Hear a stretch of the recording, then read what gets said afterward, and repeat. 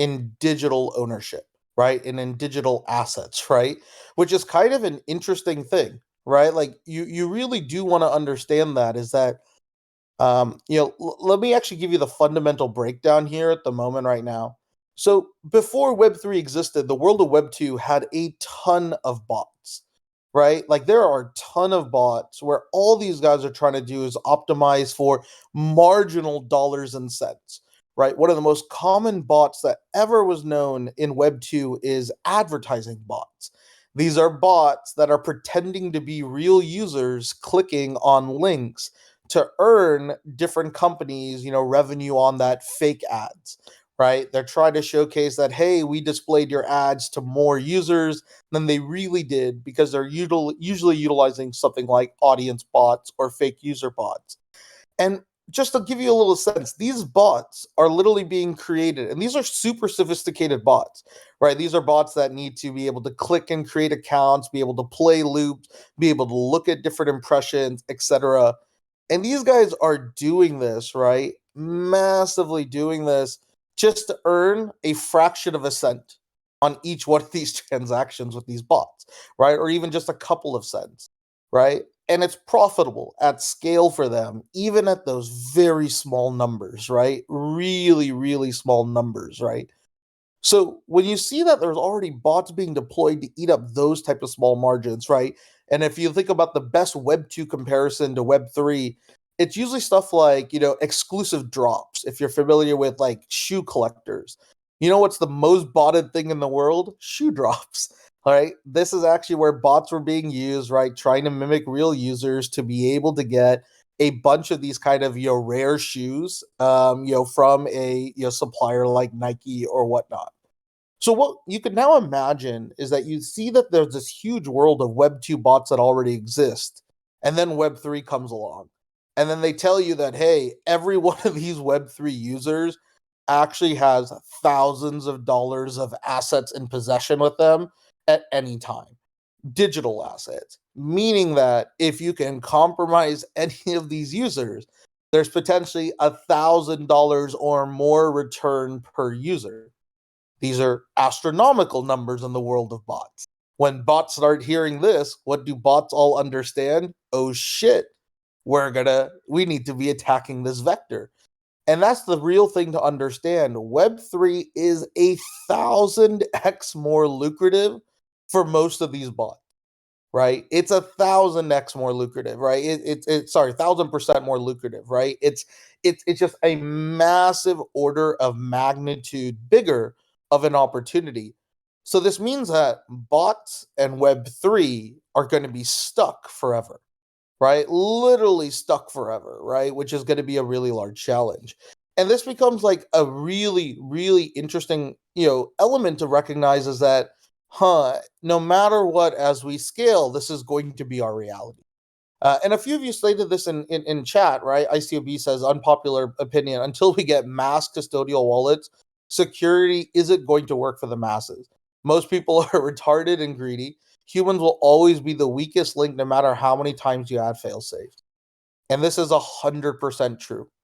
It means that you are your biggest weakness to your security, right? You are the fail point. So you as an individual need to be able to understand this, because this whole session of Web3 security, and you'll see this over the next few weeks, it's not about how do we help the common man. That's not it. It's how do we help degens to make sure they don't get fucked by other degens that are leveraging bots, right? And that's going to be a very important thing to understand, because even in Web3 security, some of the stuff we're going to talk about is, what does gas wars look like, and how are those getting botted versus you? Like those are also a very interesting line of conversation. And this is the thing, is that Web3 is also very fascinating, because it's not only that you have to be aware of the bots. Here's the crazy kicker.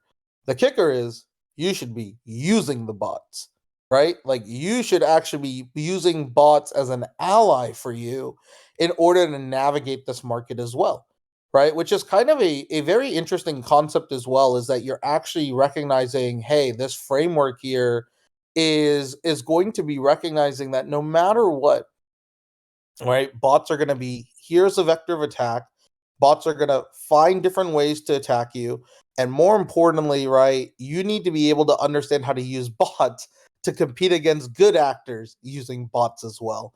So it's a very interesting thing and it's a very interesting element, but it means that you do have to actually navigate this space with some healthy balance of paranoia, right? This is like the worst part about the Web3 user experience. Every time you're clicking, even your heart will kind of stop a beat, right? And you want to make sure, am I on the right site? And you're almost looking at all those same variables. You're confirming, is this the right domain? Is this the right place I landed here? Did I land here by clicking on the domain or by entering or typing in the domain? Is there anything different in the user experience or flow than before? Is there any changes in the signature request? These are all elements you need to be asking yourself almost every time you take an interaction. And this is stuff that we've always taken for granted in Web 2. But now in Web 3, it becomes a weighted element where just having those double checks, right, are actually going to be a huge opportunity for you because you have to assume every link is fake. You have to assume, right, everyone is out to get your money.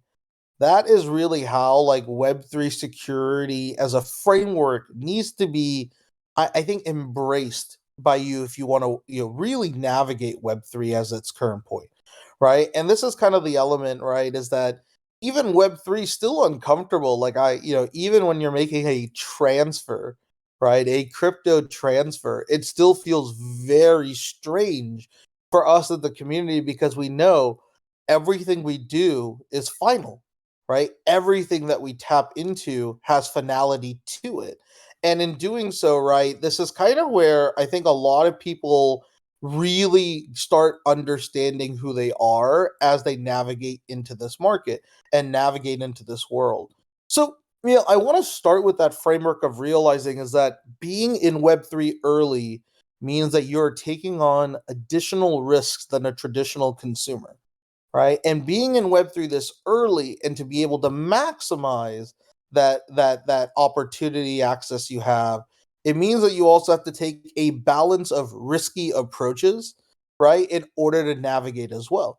And that's kind of the insane thing about everything we're talking about here is that I'm going to emphasize to you everyone is trying to drain you. And then I'm going to tell you what are the actions that you need to counter that and almost assume you're going to get drained at one point. And that's almost like the way you want to be able to operate. And there's actually really smart things you can do in order to limit that. And I'm going to talk through that a little bit here as well, because, the exact challenge here, right, is going to be that as you want to expand in this market, you're going to take more security risks, right? And in that balance, right, the security risk is going to be rough. And this is kind of the overall element that you're going to see in this market. Rocket Science asked an interesting question. As many bots and ordinals? I mean, there's bots everywhere in every vertical, in every category. And here's the other reason why bots exist too. Bots are so profitable. Like, if you know how to use your bots for farming, it is literally one of the smartest ways to be able to also capitalize money. And that's the other crazy thing is bots are such a positive tool as well because of how Web3 is set up distribution. It's actually the biggest failure point of Web3 is that we don't know how to distribute any type of new allocation in this market. This is actually where Web3 security becomes like its major Achilles heel. Is that Web3 security essentially is telling you that you should be taking certain risks, but if you make one wrong risk, right, one wrong click on the one wrong wallet, right, it can be a massive compromise as well. So there's good ways you could actually restrict this because, like I said, you almost have to operate with the assumption you're going to click a scam link, right? You should be operating with that. And then with that operation, it means that you should change some of the elements in your setup once you have that in order to ensure that you can mitigate the amount that you're going to lose as well. So let's talk about some of these basics here, right? Like, I think this is kind of the other important thing here as well. is that everything in this market, you can always create great fail safes. So that's like the balanced narrative to this conversation. The first thing to understand is there's bots everywhere, and you're probably going to get attacked at some point. But the good thing is you can create healthy fail safes that will limit, right, your downside. And that's how you really want to accept how you're going to be utilizing Web3 security in this market, is that how do I limit and mitigate any of these downsides, right, when I do inevitably make that mistake. And almost everyone has made this mistake at some point. So this is where we're going to talk about some of these details here really quickly. But let's kind of step back and let's talk through some of the basics that come through Web3 security. And some of this is stuff that you already know, but I think it's something that we all should be kind of recognizing and being a part of it. So, one of my favorite things to do, at least especially, I mean, I guess I could say I love doing it when it comes to the start of a new year. But one of the things I highly recommend for everyone to be adding onto their list is just like general wallet security or wallet, like, almost wallet hygiene at this point. This is an element that you also have to start training yourself to build these actions in. And one of the smartest things that you can do for like increasing your wallet hygiene is using something called Revoke or revoke.cash. And this is where Web3 is so fucked up. Revoke is such an amazing tool, and I'll talk about it here shortly. But look at this fucking URL. We're using .cash URLs right now. Like, god damn. Like, no wonder Web3 is so hard. When's the last time you've ever gone to a .cash? Like, think about it. Like, I cannot name a single non-Web3 property that I went to that was not a .cash, right? And this is the crazy thing. But here's the hilarious thing. This is one of the best tools out there. So again, if you're not familiar with Revoke, let me just tell you this is something really important about basic Web3 wallet security. Your wallet is able to make transactions with other smart contracts and other wallets. But in doing so, every time you usually interact with these different smart contracts or different dApps across the ecosystem, you're usually authorizing those wallets in different ways. You're authorizing either limits, you're authorizing with signatures, you're authorizing with transactions. But every time you're usually granting rights to contracts to your wallet. And in doing so, it means that every time you complete those transactions, there's still a residue of that transaction, right?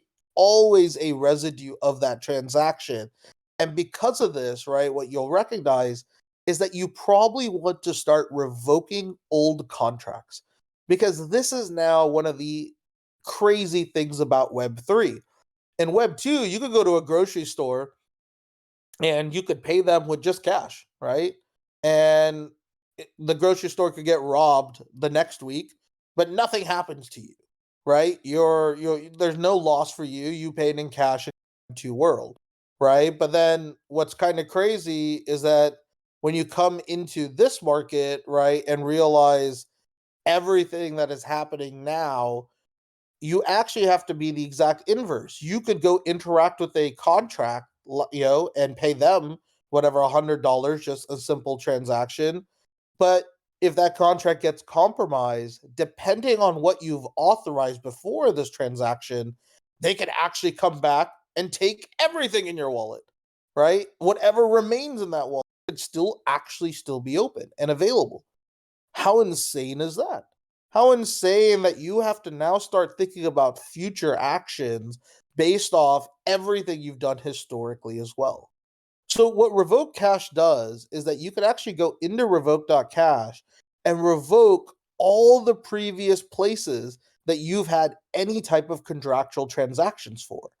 And this is really important, right? This is really, really important, especially on your primary wallets, right? This is kind of the other interesting thing. And we'll talk about this because we all need to be working on this, right? Correctly on this front. So again, here's the website again. It's crazy that they use a .cash, right? This is one of the most insane URLs. But this is also a few little tips that you can do when you are finding websites that you know are safe and that you know are relevant for you to use, you should A, bookmark them, meaning that in your actual device, you should be bookmarking these. It will give you another signal that this is the right link exactly here. Or, right, you could download the extension and pin it, exactly as Skies is noting here as well. So you should be doing one of these two things so that you're always on point here as well. So what did I do to start the new year? I fucking revoked everything, right? And why did I want to revoke everything? It was actually really interesting is that there was a social engineering attack trying to claim that Uniswap had been hacked just a couple days ago. And it was really interesting. This bot network. Actually, here, let me see if I can pull it up. This is actually like really fun to see. Let me just show you how crazy social engineering can get at different times here. So one sec. Let me see if I can show this. Uniswap hacked. So let me just show you whatever these wonderful. Let me share my screen for all of you who can see this. So this is yes, there is gas for revoking. It's important to ask. Sleventine was on this. It costs like about 50 cents to $1 to revoke certain transactions.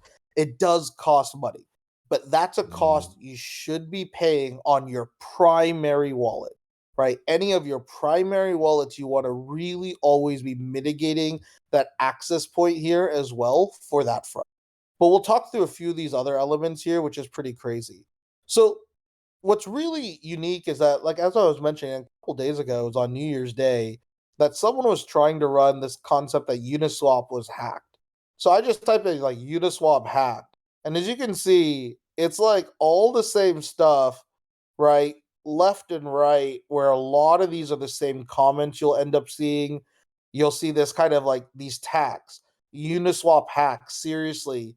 What's Uniswap exploit happening to Uniswap vulnerability? And they started creating all these hashtags, right? Which is crazy. And like, let me just show you when you click on one of these hashtags, you'll end up starting to see, let me see if I could go a little bit further below, that these are almost all fake accounts. These are accounts with almost no comments. They tend to have no retweets, no impressions. But what we did is that when you started to look at some of these, the numbers were nuts, right? Like the numbers were starting to show that at one point when we looked at all these details, there was over 14,000 fake Twitter accounts tweeting this. So what they were doing is they were trying to social engineer the trend of Uniswap hacked as a hashtag. That's what they were trying to do, to then create FOMO in the market where if all of you go like, oh no, Uniswap hacked, I need to go to revoke.cash. I need to go there quickly. And what did these guys then start doing?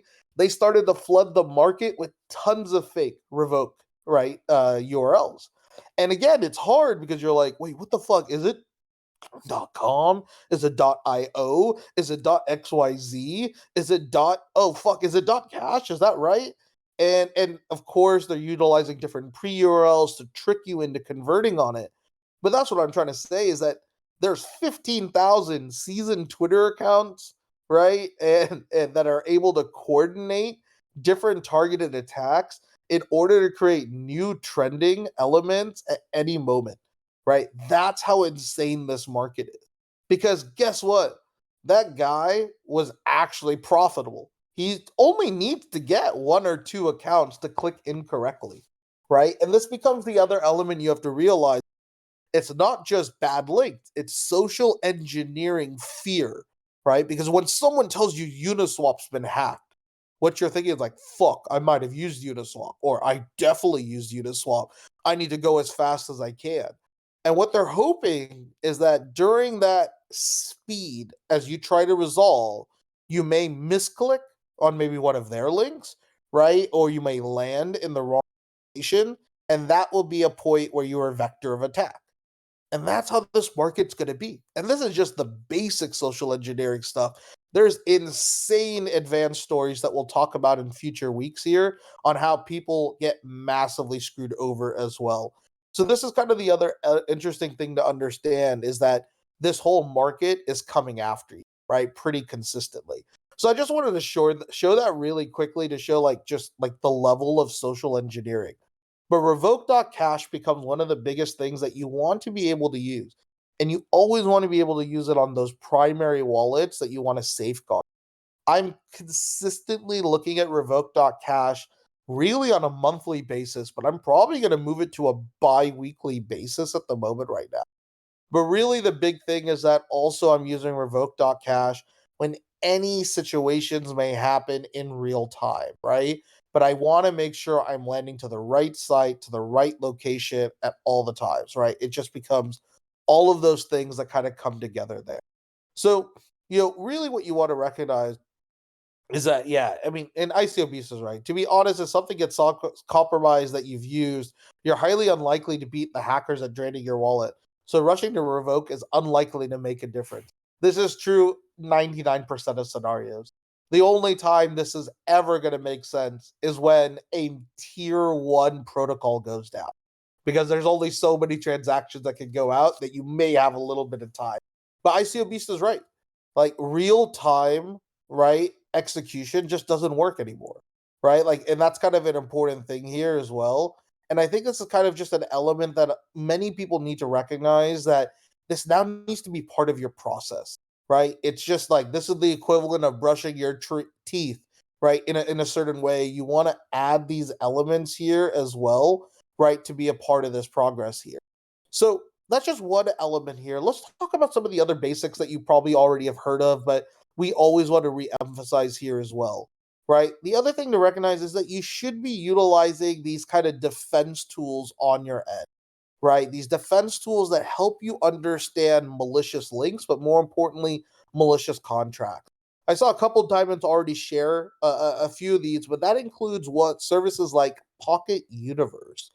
If you're not using something like Pocket Universe or Wallet Guard at this moment right now, you're doing it wrong. And I want to let you know really why. Well, the first is if you're not actually able to read contracts, you should absolutely be reading and utilizing a tool like Pocket Universe or Mint Defense, right? Like one of these tools are going to be massively important for you. The good thing is Pocket Universe is free, and this is an extension. I just dropped this. But again, let me just show you another fun little thing about Web3. What is the URL for Pocket Universe? It's fucking .app, right? When's the last time you use a .app, right? Link here at the moment right now. Very rare. For God's sakes, I wish Web3 could fucking afford either .com domains or a line on a URL here as well. But really what's important here is that when you use Pocket Universe, what it's doing is that it's trying to ensure that at least the contract that you're interacting with it says, does what it says, right? That's really what it's trying to do here as well. Pocket Universe is probably the basic one to start with. If you don't use anything, you should get Pocket Universe, install it as an extension, and make sure it's part of your step process in everything you do. It's literally just one extra click that comes in your flow, and it tends to work.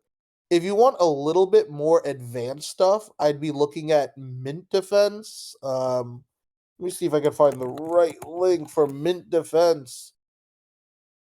Oh, Mint Defense, Mint Defense. See, thank God Mint Defense owns a .com. So I'll give credit to Mint Defense at this point. Actually utilizing a .com. Mint Defense does try to share that they're going a little bit more aggressive. They kind of note they use oh yep, Zabu already beat me to it. Yeah, I know. Imagine me setting a scam link. It's so true. I need to make sure I don't do that here at the moment right now. Zazabu also shared here as well the same Twitter account. And that's also another thing, right? When you're looking for links, one of the things you should always be aiming for is don't ask for links from people for like the exact landing page. Ask for Twitter links of their page. This is the weird thing about how we've ended up creating the dichotomy of information in Web3 it's all kind of going back to your main Twitter account. So this is a good way as well as you get in the don't trust anyone's Discord accounts. Don't trust any of these elements here as well. I think what's really important is that as you recognize in this market, when you want to go check, you could utilize Twitter for a couple of elements. One is you could A, check their verified account, but again, anyone could buy verification now, so you don't trust that as much. What can you trust? You could trust who else follows this account. And that's kind of where you can get a little bit of confidence in social herding here as well.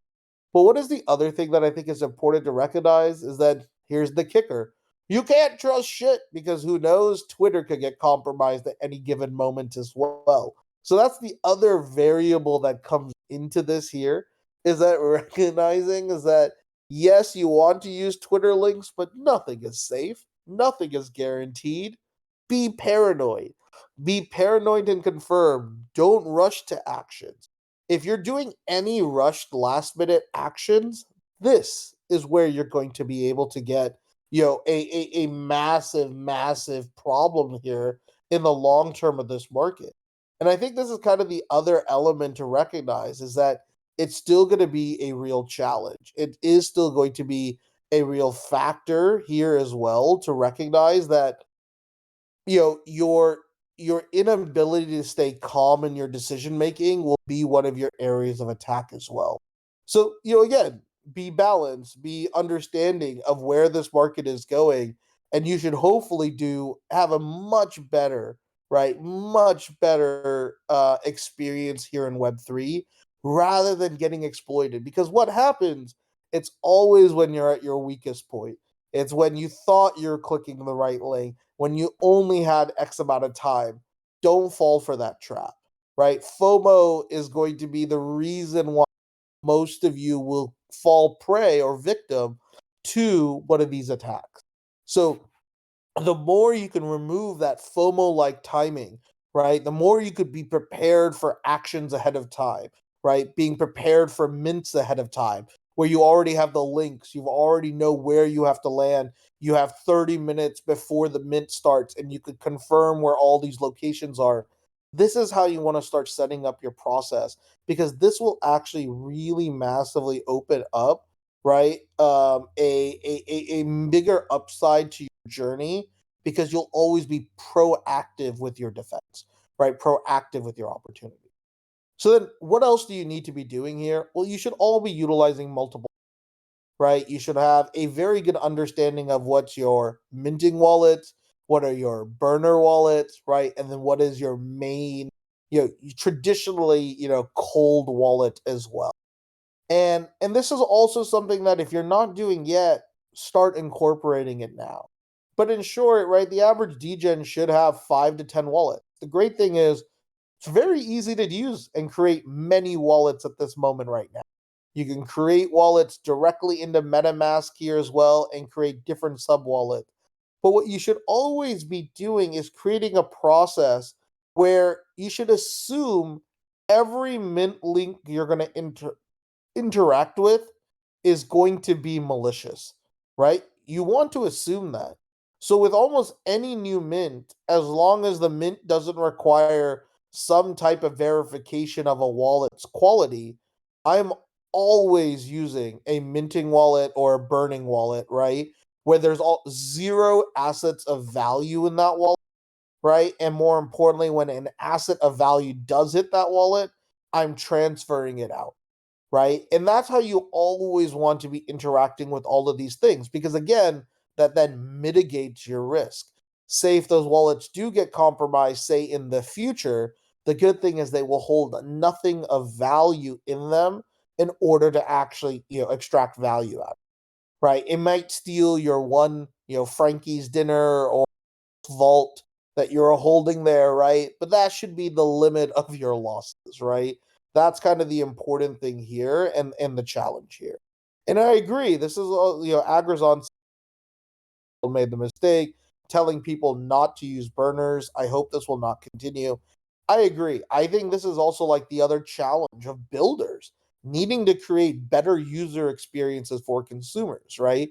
This is why even like small subtle things when we did Soul, right? The ability to mint to delegated wallets, right, is such a awesome feature because again, it protects your main wallet while allowing you to interact with a burner wallet at that same point. So it actually can limit any of those interactions while still allowing you to have full security and full authorization of your primary wallets, right? Without the risk.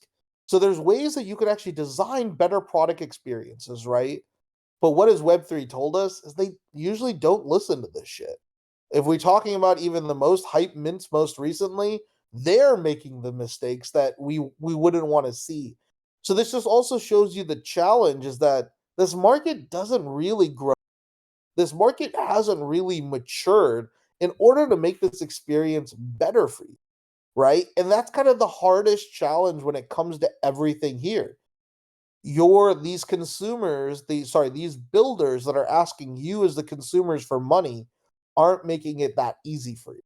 They're actually making it a challenge because they're usually operating from a selfish perspective, right? Like, why did Overworld do this? They thought this would be a smart way to limit bots, right? Hence, they're willing to increase your security risk on your main wallet in order for them to combat, right, the idea of, hey, this is now going to be a true wallet.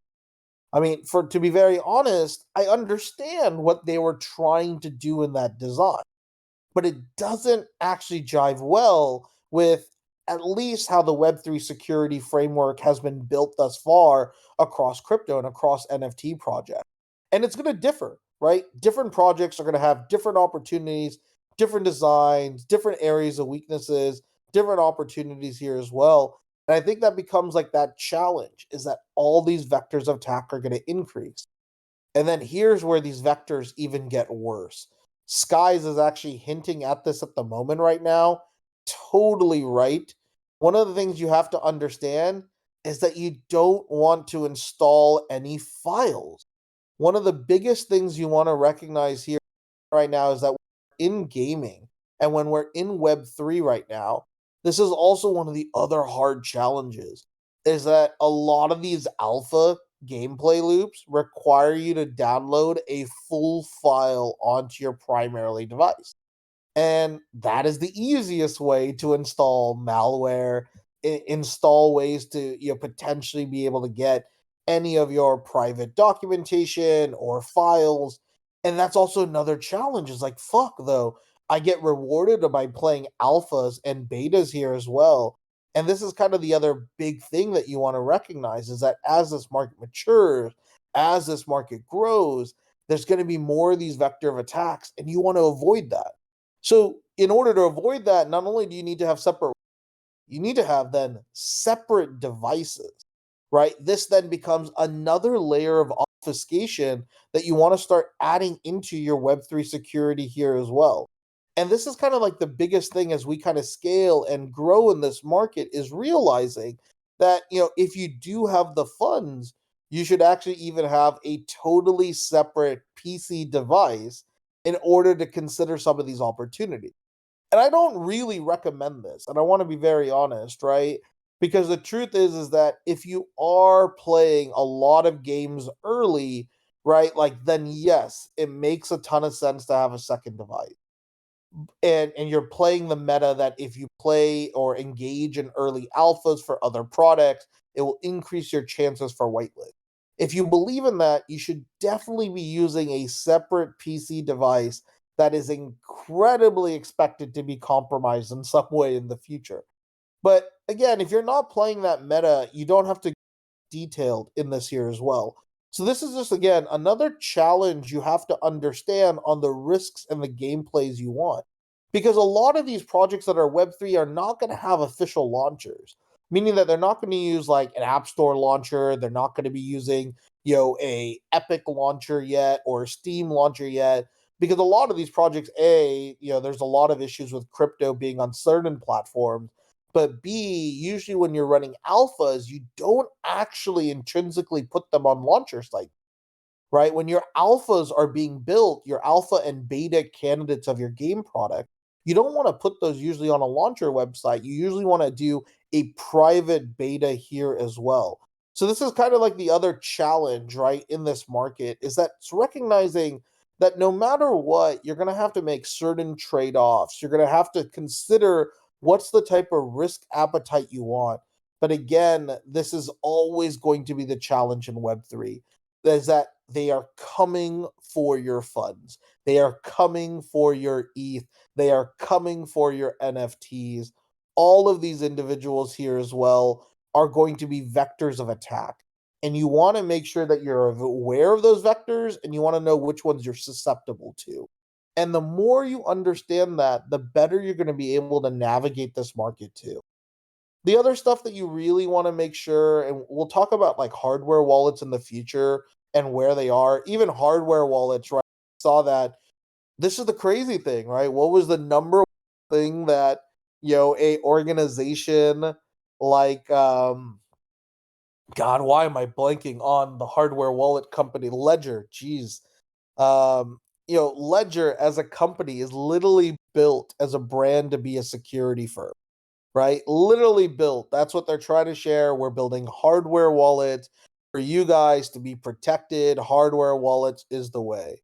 And you know what's crazy is that even Ledger had different, right? It wasn't the hardware wallets that were recently compromised. It was the front end UI piece of their of Ledger's wallet actually compromised. Where again, if you interacted with it, there was a chance that you could have lost your asset, and there were a lot of loss of assets. So you're literally talking about a company that has raised hundred millions of dollars. They're literally building their brand for security, and were an attack vector, right? And then this question comes in is can you even trust any of their hardware devices then? Because it feels like A, there's backdoors, and B, this entity wasn't been able to defend itself against these attacks. This is how scary this market is that the primary security teams are also struggling with maintaining that level of security for their consumers. And this is kind of that paranoia and fear you want to have. Okay, if this entity with this capital is still not even able to secure us, right? I, as an individual, am also going to be a real challenge for me to navigate in this market here as well. And that's kind of the fear you want to like recognize because long term in this market, everyone is going to have a moment of attack. And your key, right, is recognizing now that you want to limit it as much as you can. Limit that surface area.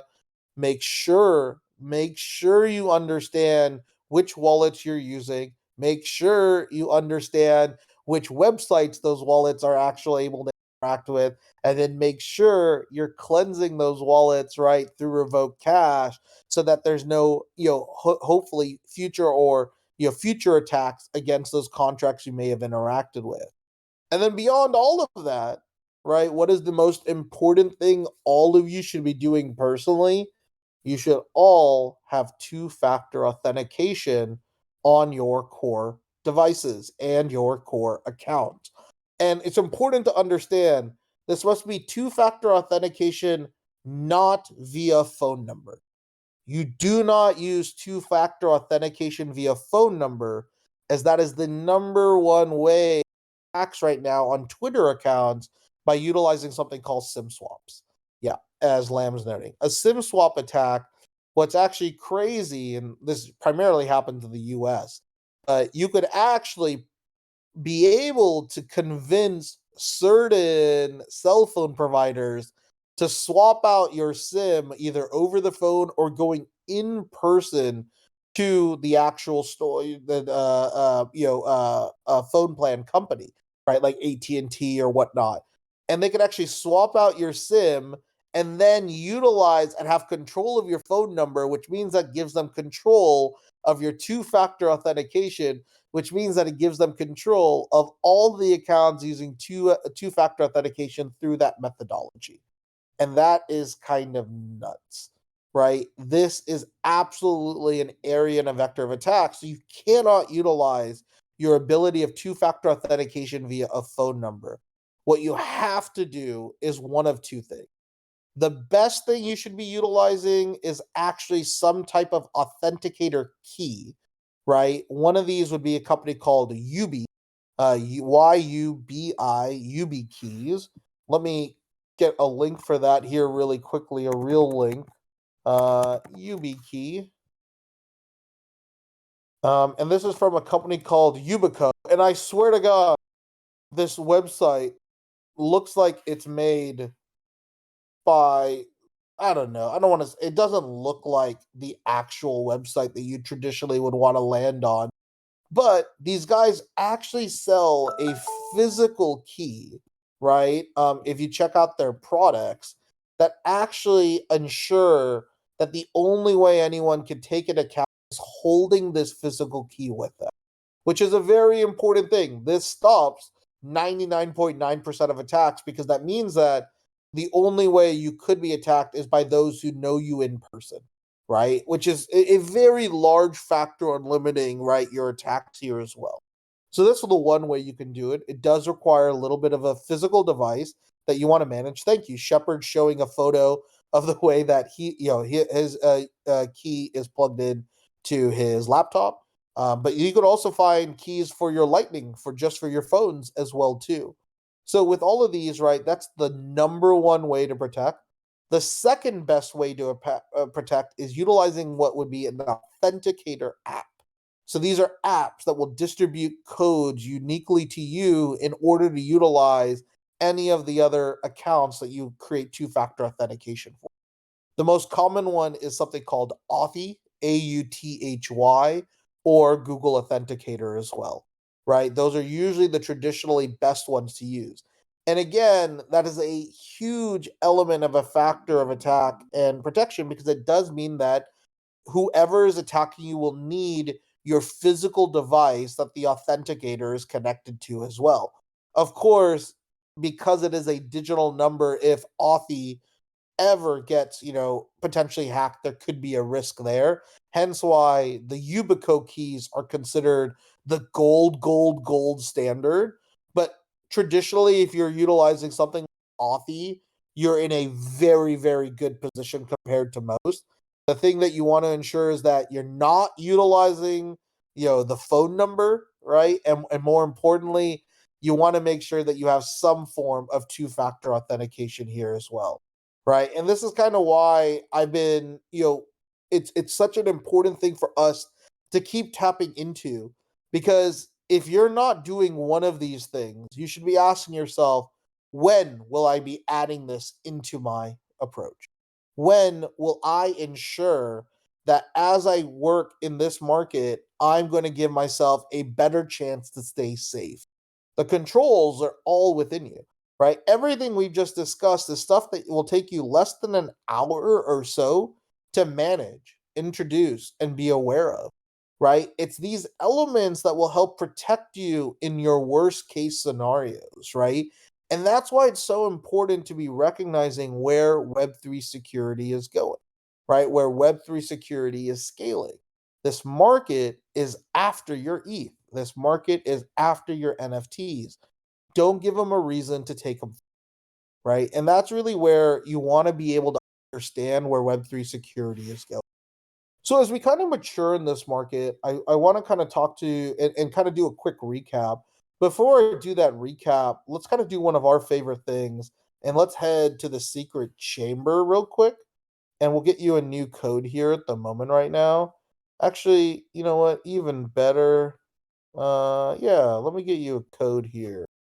So this will be a Web3 security code. Let's do this. Web3 security. This is just the basics.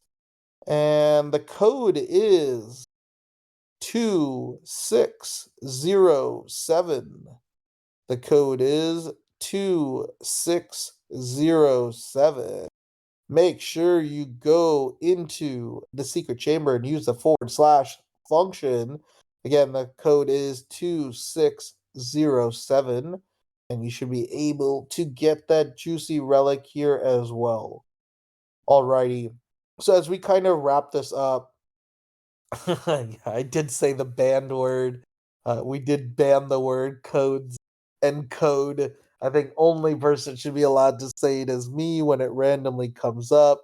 I should have censored it. That'd be pretty funny. But as we take a step back, right, what do we want to understand, right, is when we look to Web3 and Web3 security, because we've built a financialized engine first, it means that there's more financialized value to be captured or exploited. And this is where bots will always follow. Bots are going to go after the most profitable opportunities. And right now, in the entire world of digital exploits, to be very transparent, Web3 users are the number one target. They're incredibly more valuable. They're incredibly easier to potentially get access towards. But also, what you're starting to recognize is that the biggest challenge here is knowing that this market isn't going to be long term sustainable, right? This market is going to continue to give you different ways, different launches, different approaches, something new, something different will always be coming. And that means that different exploits will always be introduced, right? Literally, always be introduced. And I think that's kind of the other element is that you always have to be on your guard, and that's what Web3 security all comes down to. Web3 security isn't, oh, I've done everything up to this point. Now I'm done and I don't have to look. That's not it. Web3 security is an ongoing challenge, an ongoing mission, an ongoing growth challenge of being a user this early. But if you make these smart changes, right, simply by understanding, utilizing revoke cache correctly, being able to understand the right URL, being able to use the right processes with your wallets, right? With your Mint wallets, your burner wallets, and your cold wallets, right? If you add all of these layers in, you have two-factor authentication, you will be significantly better in this market, right? You'll want to significantly be working on this front in order to stay secure. And that's the most important thing in this journey, right? What's the worst thing that could ever happen is being attacked, because that's usually what you're going to do. That's usually the last straw that happens when you churn out from this market. I know so many people who've run into this problem, right? Where again, they lose 10, 20, $50,000, and it's a massive, massive, massive gut punch. It feels awful, and it's going to be the usually the reason. Don't let that be you, right? Really think through how you want to scale, how you want to participate, but how you want to be protected. You worked hard to capture those NFTs. You worked hard to capture that ETH. Make sure you're part of an ecosystem that rewards you for that as well. And I think that's what gets really powerful here in this journey. So I hope I know this is a little bit more basic understanding, right? On kind of all these vector of attacks. But what we're going to do is we're going to be running this show to kind of start showing you the more advanced attacks. So one thing that most people don't know is that I used to actually work very closely in understanding like how bots and fraud worked in the Web 2 world. Right. I even worked with companies like Apple trying to help them with their algorithms because they were dealing with this in the early days of mobile and mobile, right? And very similarly, as you guys know, we've been really trying to figure out how do we solve identity in this market here as well, right? And because of that, this market still has real challenges. This market still needs to find real ways to design better experiences for consumers, and it will get better over time. But right now, this market's going to get choppy as fuck, right? As we all start trying to chase these bigger opportunities, this is where our standards start dropping down. We're willing to take on more risks in the chase of, or when we feel we just missed out on something, those are the moments that we might take that unnecessary risk that we never would have done before.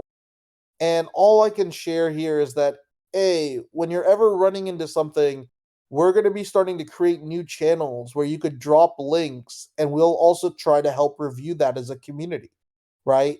And that's the thing. Ask questions. And this is kind of the last big advice around Web3 security, right? Is ask questions. Ask anything, right? Around whenever you see something, is this the right link? You have communities for this. One of your greatest protections is in the herd, right? Is like once you see an element, as long as you're not operating in FOMO, you should have an absolute opportunity, right? An absolute opportunity, right? To be able to kind of get into this market, get into this world, get into this vision of where this can all go. And this is why I'm really excited because we're going to be here with you each step of the way. Our goal is to try to continue to improve your guys' security as well. And we'll be sharing all the different attacks, all the different challenges, and all the different opportunities too. So, guys, with this, I really want to say thank you for just listening through this. I know education on security might not be the sexiest, but it's one of those things that I want to continue to remind you, right? I'm going to work with you guys and do revoke cache with you as well. I'm going to work with you guys to introduce you to my new security stuff that I'm getting introduced at any moment. And because of this, right, there's going to be a bunch of different upside and opportunity as well as these kind of challenges kind of keep scaling. So there's going to be a bunch more events that are coming in. We're updating quite a few of our events here. Right now we don't have Rumble at the moment. Right now, we're thinking about bringing Rumble back in a different way. So Rumble will most likely come back in the form of Devil's Advocate. And what's actually here, I'll give you a little bit of insight. Rumble is going to turn into an interactive show. So one of the things that we've always had a vision is realizing I want to make sure that we can actually make the show more engaging with each and every one of you. And I think one of the best ways we can make this stuff engaging is actually allowing you to participate during the live show. So, what we're actually going to do is we're going to see a Rumble episode done within Discord in a similar manner where you guys get to vote on different debates. You guys get to put your own inputs as well.